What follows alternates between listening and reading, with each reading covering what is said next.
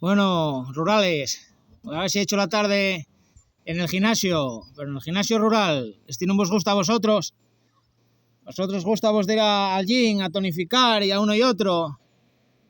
Pero el CrossFit rural no vos gusta. Este dejáislo para mí y para los rurales nada más. Yo voy a aprovechar a preparar un poco leña para la calefacción, para el invierno que viene. Que no termino pero ya está la cosa fea.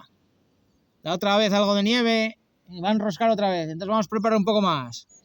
Para este gimnasio rural siempre soy solo. Vosotros no vos gusta. Preferís más ir al gimnasio vuestro, ahí, a poner camisetina tirantes, sacar pecho paloma, tomar geles y batidos y todo el día potenciator y barrites energéticas de esos que tomáis. Andáis hinchaos como pavos, pero este gimnasio no vos gusta. Este dejáislo para mí. Voy a ponerme a ello. Si no, féiseme tarde, féiseme de noche. Voy a ganar otra vez esta. Baza esta. Voy a sacar aquí, así saco un poco unos estilles a este bicho. Vais por el gimnasio pechugaos, que este no os gusta. Dejáislo para mí nada más. Aquí hay que comer bien. Sacamos alguna astilla. ¿Con quién?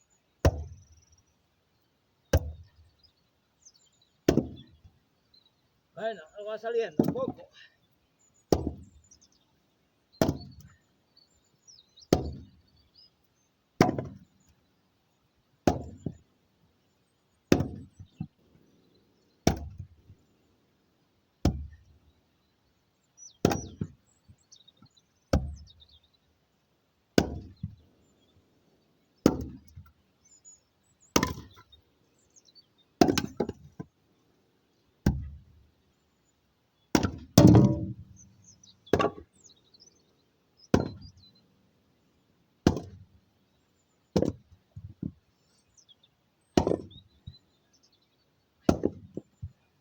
Ay.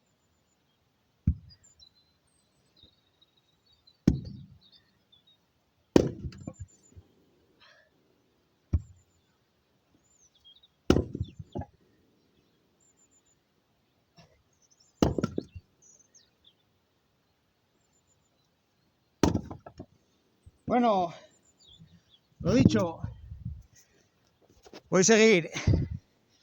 Para este speech siempre soy yo solo. ¿Qué vamos a hacer? Bueno, caza, pesca y naturaleza.